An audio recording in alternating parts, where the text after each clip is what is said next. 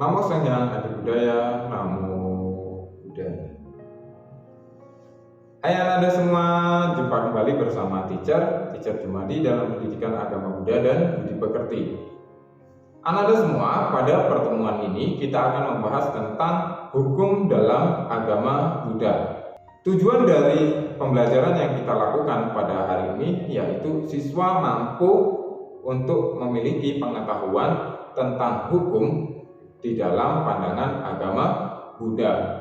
Kemudian siswa memiliki pengetahuan tentang bagaimana pelaksanaan hukum akan menunjang pada penegakan hak asasi manusia. Anda semua, untuk yang pertama kita akan membahas tentang hukum. Apa sih yang dimaksud dengan hukum?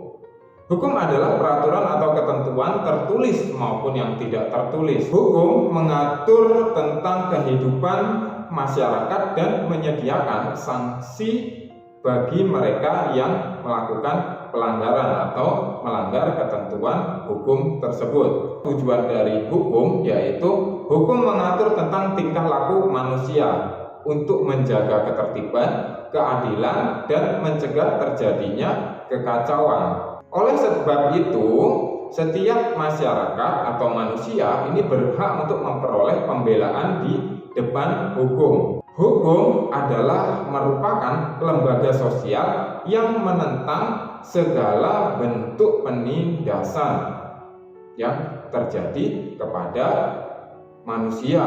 Nah, bagaimana hukum di dalam pandangan agama Buddha? Di dalam agama Buddha, hukum ini erat kaitannya dengan hukum perbuatan atau yang kita sering sebut sebagai hukum karma, dan juga erat kaitannya dengan hukum sebab musabab yang saling bergantungan atau paticca samuppada. Kenapa?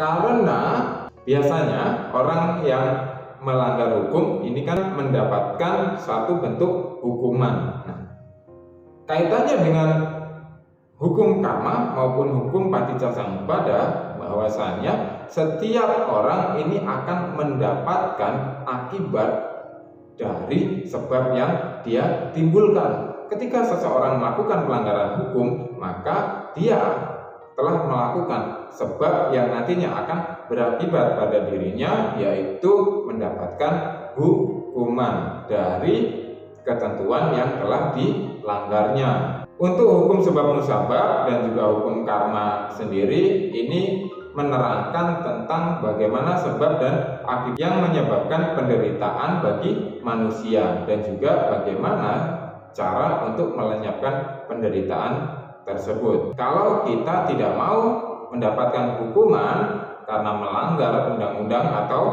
ketentuan-ketentuan hukum yang ada di tempat kita, khususnya untuk di Indonesia, maka jangan sampai kita melakukan pelanggaran hukum. Karena ketika kita melakukan pelanggaran hukum, kita akan menimbulkan penderitaan. Di sini ada sebuah kisah bagaimana hukum itu harus ditegakkan oleh mereka-mereka yang duduk di lembaga penegak hukum atau lembaga-lembaga keadilan. Kisah ini terdapat dalam Dhammapada 256 sampai 257. Dalam kata-katanya ini diceritakan bahwa pada zaman Buddha ada beberapa biku ini yang sedang berpindah patah. Karena pada saat berpindah patah itu telah terjadi hujan, kemudian para biku ini berteduh.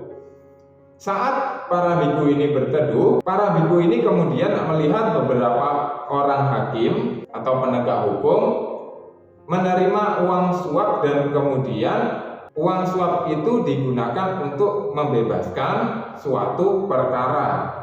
Setelah melihat kejadian tersebut, para biku ini kemudian melaporkan kepada Buddha. Ketika para biku telah selesai untuk menyampaikan, Buddha kemudian menjelaskan tentang bagaimana penegakan hukum yang benar. Buddha menjelaskan seperti ini.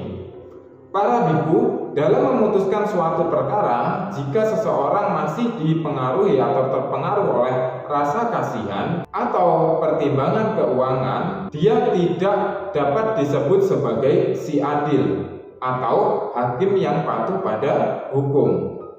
Jika seseorang menimbang bukti-bukti dengan teliti dan kemudian memutuskan suatu kasus atau suatu perkara secara tidak memihak, maka dia disebut sebagai si adil atau hakim yang patuh pada hukum.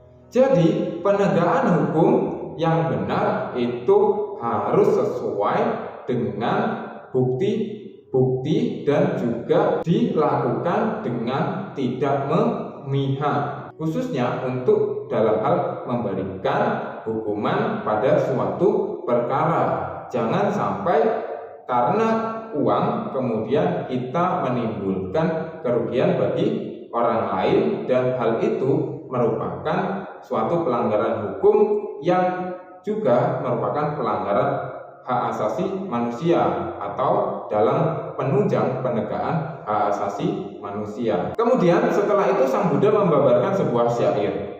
Orang yang memutuskan segala sesuatu dengan tergesa-gesa tidak dapat dikatakan sebagai orang yang adil. Orang bijaksana hendaknya memeriksa dengan teliti mana yang benar, mana yang salah. Orang mengadili orang lain dengan tidak tergesa-gesa, bersikap adil dan tidak berat sebelah, yang senantiasa menjaga kebenaran, pantas disebut sebagai orang adil. Jadi kita sudah mengerti tentang bagaimana Buddha ini memandang hukum dan penegakan hukum, bahwa hukum harus ditegakkan sesuai dengan apa yang menjadi suatu perkaranya. Penegakan hukum ini sangat membantu pada kesejahteraan individu maupun orang banyak. Agama Buddha berpandangan bahwa hukum merupakan rumusan hak yang dibuat manusia hanya berupa kebenaran yang berdasarkan kesepakatan. Jika suatu hukum dilandasi dengan prinsip-prinsip dharma, maka akan menjadi kebenaran yang sesungguhnya. Sebaliknya, ketika hukum itu didasari dengan suatu hal yang tidak berdasarkan pada dharma atau kebenaran, maka akan menimbulkan ketegangan atau kekacauan di dalam masyarakat.